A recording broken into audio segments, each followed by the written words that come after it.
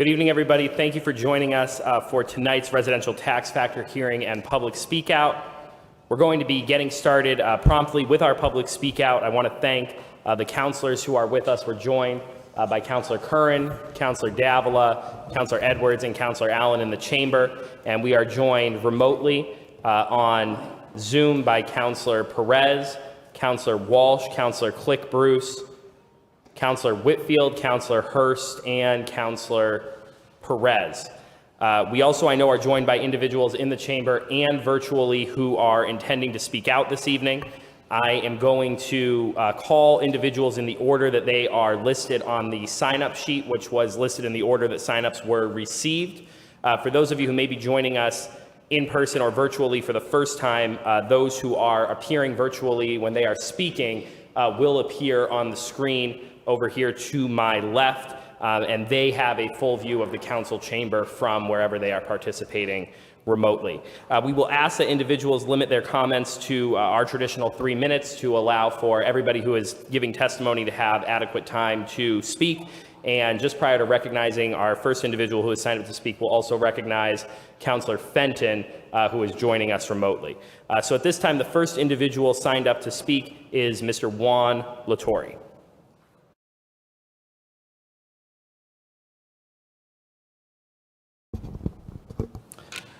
Good evening, Mr. President. Good evening, councilors. My name is Juan Latorre, 122 Forest Hills Road in 16 Acres. And Councilor Hurst, if you can hear me, happy birthday to you.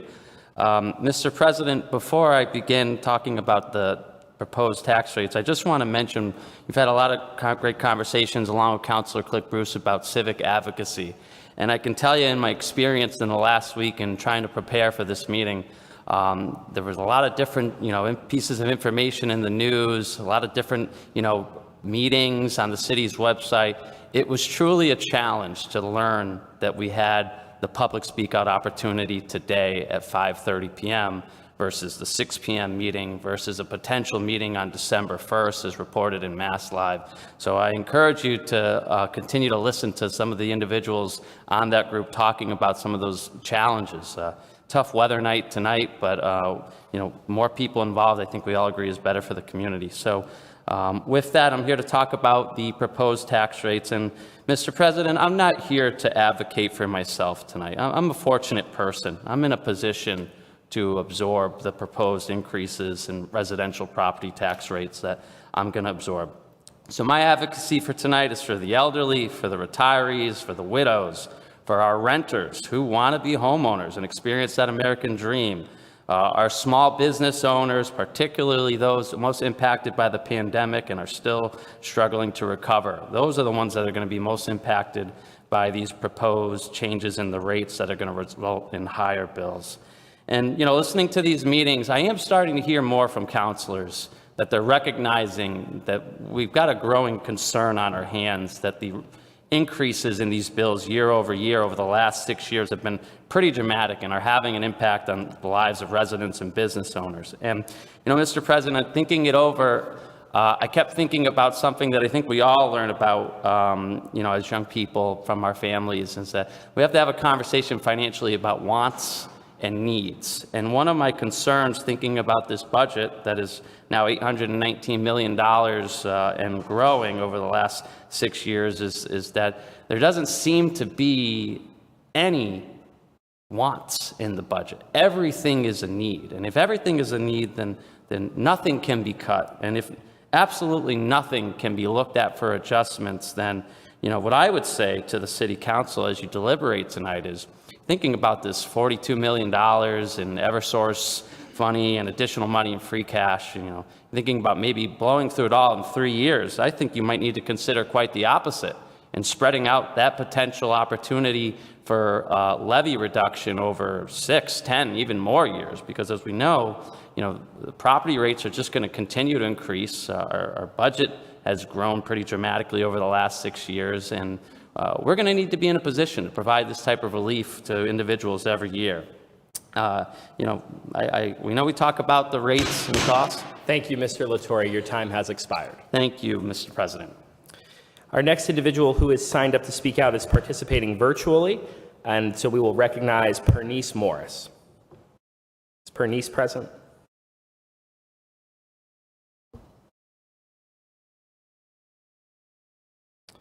I don't see Pernice Morris on, so if she joins, we'll return to her, but we'll next recognize Sonia Shaw.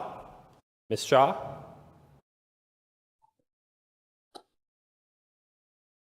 Thank you so much, President Gomez, as well as the other city councilors.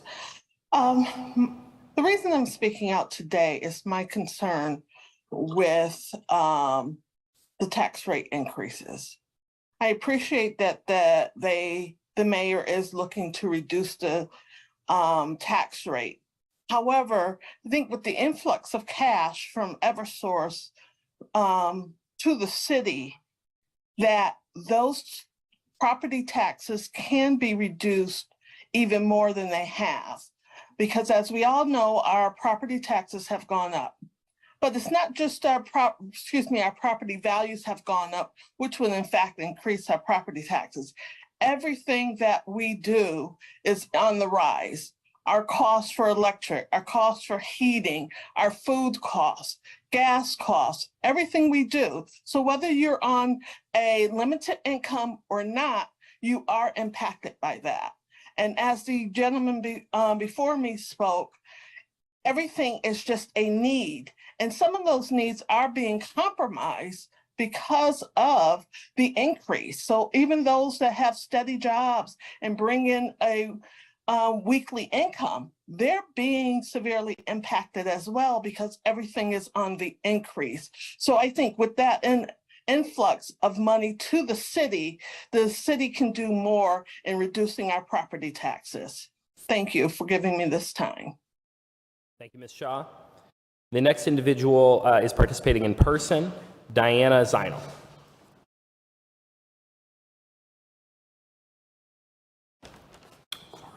That's okay. Thank you.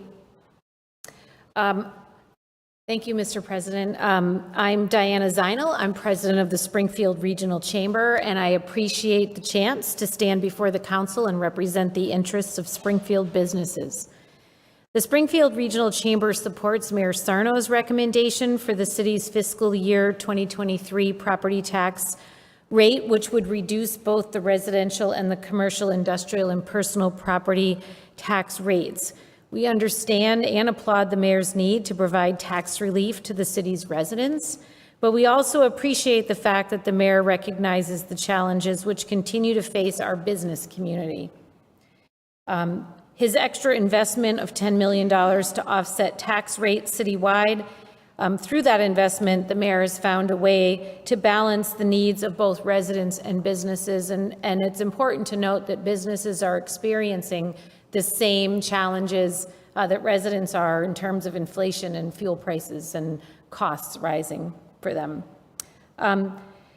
But there is still reason for concern. While the mayor's recommendation does reduce the tax rates, it also shifts the tax burden further on the commercial side than it was last year, from a factor of 1.644 to 1.692.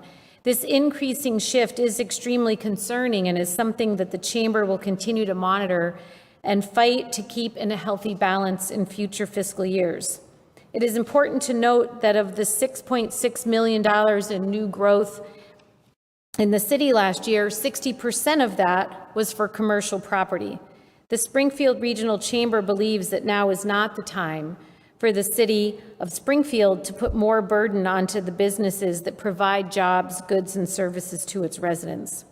Further shift of the tax burden onto businesses would be irresponsible and short-sighted, and ultimately would challenge the ability of new small businesses to start and grow in Springfield. We need to encourage the growth of minority-owned, women-owned, and veteran-owned businesses by offering reasonable costs of doing business here in Springfield. We can also appreciate the challenges of the good people of Springfield face as we all continue to recover from the economic ravages of the COVID-19 pandemic. And for that reason, we think the balanced nature of the mayor's proposal will best position Springfield to be a great place to live and do business. Thank you, Ms. Zinal. The next individual who has signed up to testify, I believe, is testifying virtually, and that is Mr. Paul Picknelly. Is Mr. Picknelly present?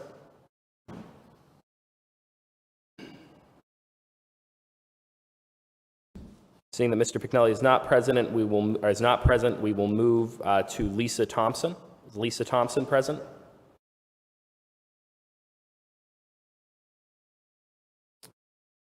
Seeing that Ms. Thompson is not present, we will move to Ms. Ruth Ann Hamilton Stutz.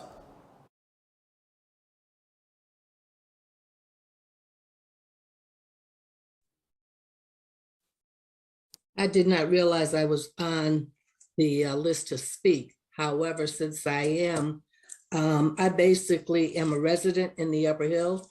I've been a homeowner for over 46 years. And on behalf of the residents, I have to agree with most of what the first speaker said. And Ms. Shaw said it very eloquently. Everything is going up. The elderly and all, their income is not going up. It's the same every month, every year. When it does go up, it does not keep up with inflation. So I believe that we should try to keep it even lower than what the mayor recommended for both. The businesses can write off a lot of things, and they may not make as much profit as they usually would, but residents can't write off anything. So that's basically all I have to say right now. Thank you. Thank you for your service on the Tax Factor Committee this year.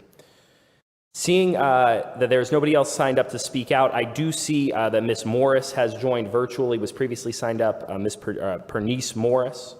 Would you like to be heard? Good evening. My name is Bernice Morris. I live on the Upper Hill neighborhood. I've been owning my house for 23 years. They raised my taxes, and I didn't understand how can they raise the taxes when the block that I was living on, the houses is not worth what my taxes went up to. They said it's property taxes, and I didn't think it was right for them just to raise the taxes when nothing else is, my paycheck is not being raised, and they talk about raising the taxes some more. I don't think that's fair. I'm sorry, but I can't even think of anything to say, but please do not raise the taxes anymore. And it would be nice if y'all can cut the taxes for people that cannot afford to pay. Because I know it's money somewhere else in the city that can make up the taxes for the residents that cannot afford to pay. My taxes went up over $1,000, and I think that's a lot. And I have a permanent income. So just wanted to say that. Thank you. Thank you, Ms. Morris, for coming out and participating.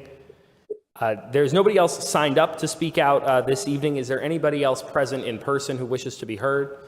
Please form a queue at the podium. And if there's anybody else present virtually who wishes to be heard, please raise your hand in the queue. Mr. Allen, please state your name and address for the record, and you have 3 minutes. Yeah, my name is Richard J. Allen, 94 Pondview Drive, Springfield, Mass. Mr. President, honorable members of the City Council, I have a statement, and I have copies of it that I'll be happy to share with you after I speak and for the benefit of your colleagues on the City Council. I stand before the City Council this evening as I stood before you dozens of times before to discuss the issue of property taxes.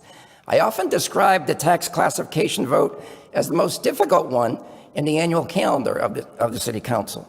It is hard to balance the goal of funding city services while not burdening homeowners nor hindering business stability and growth. I am speaking this evening not to remind you of the difficulty and complications of this decision, but rather to commend to your attention and to the administration a simple and easy response to the unprecedented facts before you as you consider the question of setting tax rates this year. First, I want to emphasize those facts. Fact number one, the average single-family value has risen by $30,600. This, I believe, is the largest increase in the history of annually adjusting Springfield assessed values to comply with fair market value. The assessors are obligated to reflect the state of the market as of January 1st, 2022. In keeping with regional, statewide, and national trends, the residential market was raging at that date. Fact number two, the local, state, and national economy are facing the highest price inflation in 4 decades. Most measures have reported inflation rates in a range between 6% and 9%. The Federal Reserve has responded by raising interest rates faster and in larger increments than since the 1970s during the presidency of Jimmy Carter. Fact number three, as of today, the city's certified free cash of $67.8 million is the highest in decades and is perhaps the largest amount of free cash in the city's history. I've been around this building for 40 years. I don't remember it coming close to that.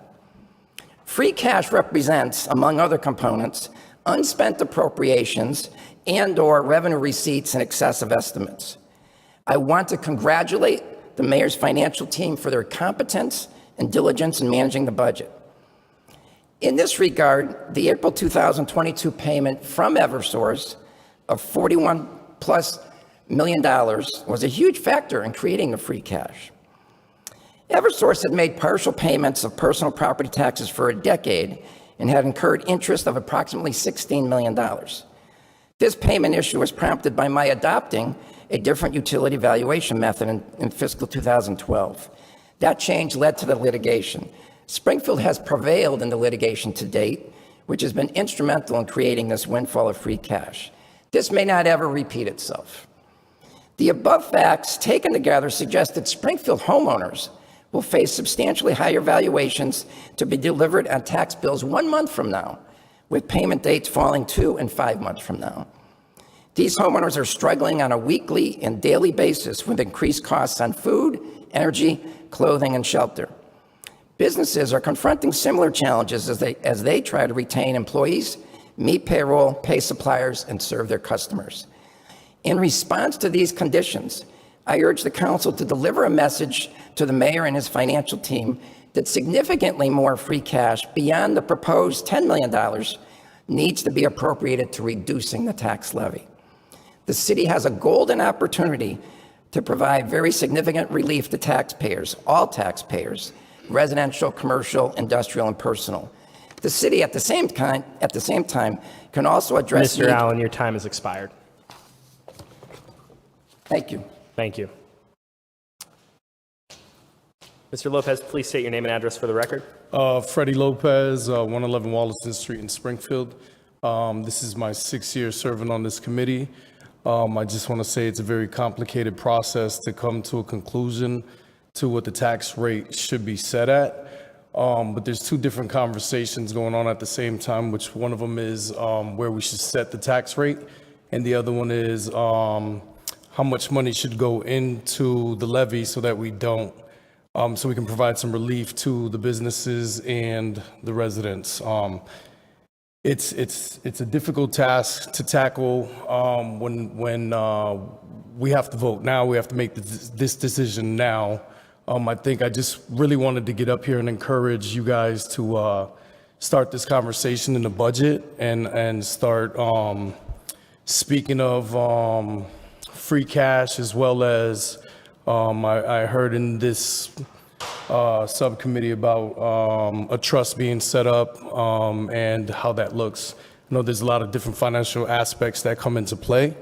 Ultimately, I know most of the Eversource money, if not all of it, is going into provide some relief. I'm with the counselors and with Mr. Allen, who just mentioned providing more relief as we can, but I'm also with not giving away all of the money and making sure that we have a strong Springfield for the future as well. Like not all money needs to be spent today. So I also just wanted to give that personal note on that. But I was with the mayor's recommendation as far as the tax rate, just because there's a lot of different pieces. The MGM money is going to be considered next year in this process as well. So I think we've been having these conversations for years, and now we're starting to see these things actually starting to take action. So I just wanted to commend City Council and with you guys with whatever you decide. Thank you. Thank you, Mr. Lopez, and thank you for your service on the Tax Factor Committee. I see no more individuals standing to speak in the chamber. I do see, and I don't see any individuals with hands up in the queue, but I do see Councilor Whitfield has her hand up in the queue. Councilor Whitfield. Thank you, Mr. President. I just wanted to thank everyone who came out and to speak up tonight. And I wanted to see if former Assessor Chair Ritchie can finish his comments since we got about 5 more minutes. I like to try to be fair to everybody. I think that, you know, it's in our rules that we do 3 minutes. I do give some allowances. If there's no objection, I can consider the rule suspended and allow Mr. Allen to finish his remarks. Is there any objection? The rule shall be considered suspended at this time. And Mr. Allen, if you wish to finish your remarks, you may do so. I will say that we have 4 more minutes prior to our next meeting. So the floor is yours. Thank you, Madam Committee Chair Tracy Whitfield. It should be very quick. I had said the city has a golden opportunity to provide very significant relief to all taxpayers, residential, commercial, industrial, and personal. The city can also address needs presented by the pension and OPEB unfunded liabilities. As part of the discussion on this issue, you're liable to hear opinions, predictions, and forecasts. All, some, or none of them might prove to be true. I urge you to focus on the facts. You have the tremendous responsibility of acting in accord with the needs and interests of those you represent. The best preparation for that vote is to rely on facts. Facts are indisputable and inescapable. Thank you. Thank you, Mr. President, for allowing that. I definitely appreciate it. Thank you, Madam Chair. At this time, seeing no further individuals present to speak out, we will adjourn until our regular meeting at 6 o'clock. Thank you.